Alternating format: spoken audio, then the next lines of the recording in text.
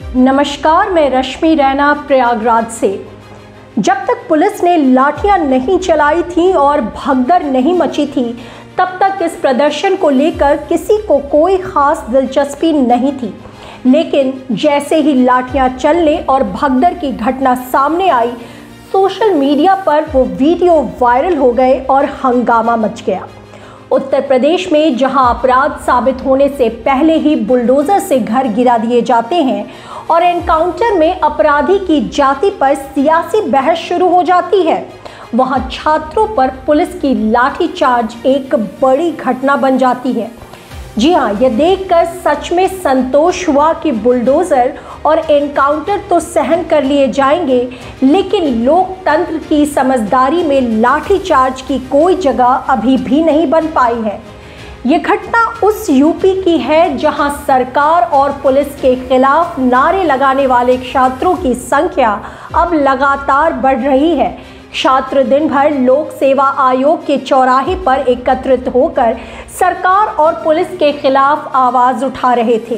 कुछ समझ में नहीं आता कि जिन युवाओं ने योगी और मोदी के नारे लगाए थे, वे अब उनके पोस्टर क्यों नहीं लेकर आए? क्यों इन युवाओं ने भगत सिंह, चंद्रशेखर आजाद, सुभाष चंद्र बोस और महात्मा गांधी जैसे स्वतंत्रता सेनानियों के पोस्टर लिए? ये सवाल इसलिए भी महत्वपूर्ण है क्योंकि मोदी और योगी के पोस्टर लेकर क्या छात्र यहाँ प्रदर्शन नहीं कर सकते थे? क्या सरकार के खिलाफ आवाज उठाते वक्त इन नेताओं के पोस्टर लेकर प्रदर्शन करना चाहिए था इन्हें या नहीं?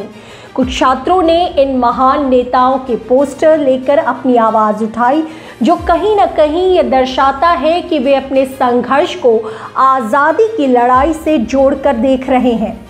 ये सोचने का विषय है कि आखिर इस आंदोलन में किसी भी पार्टी के नेता की तस्वीर क्यों नहीं थी?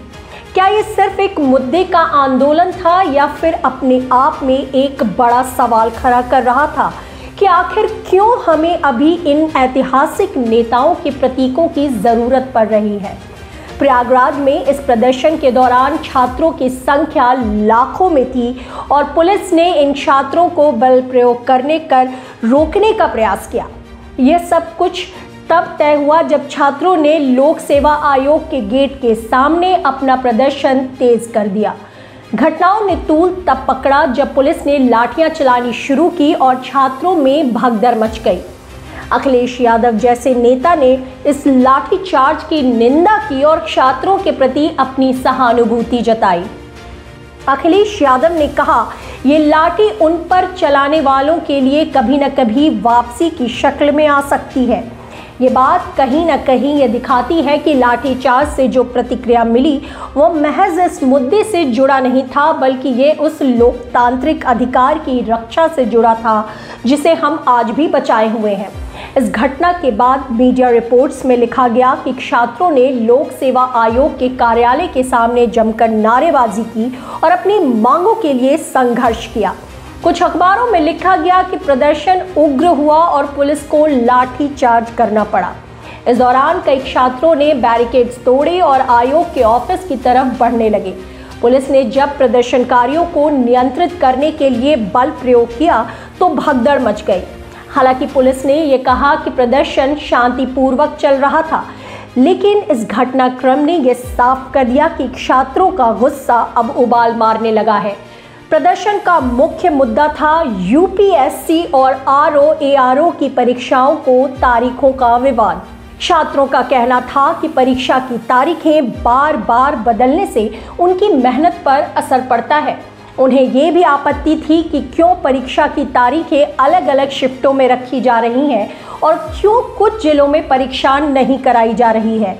छात्र इस स्थिति से काफ़ी निराश थे क्योंकि पहले ही कई बार परीक्षा की तारीखें बदल चुकी थी और अब फिर से यही स्थिति सामने आ रही थी। लोक सेवा आयोग के तर्क के अनुसार नॉर्मलाइजेशन के लिए किसी को भी नुकसान नहीं होगा, लेकिन छात्रों को इस प्रक्रिया पर विश्वास नहीं हो रहा था। पहले भी परीक्षा के दौरान लीक की घटनाएं हो चुकी थी जिससे छात्रों में असंतोष था।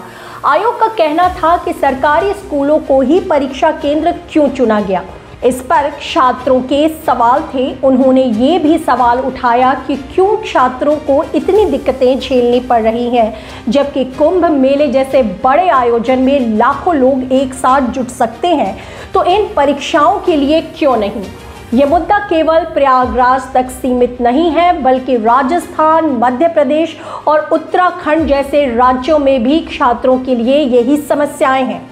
हर दिन छात्रों की शिकायतें आती हैं कि उन्हें किसी न किसी परीक्षा की तारीख में बदलाव या गड़बड़ी का सामना करना पड़ता है।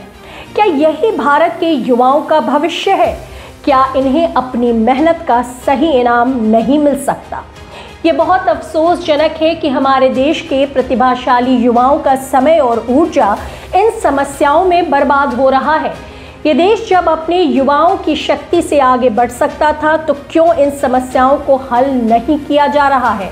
आज जब हम स्वतंत्रता और लोकतंत्र के मुद्दों पर चर्चा करते हैं, तो क्या हम सही मायने में इन छात्रों की आवाज़ को सुन रहे हैं?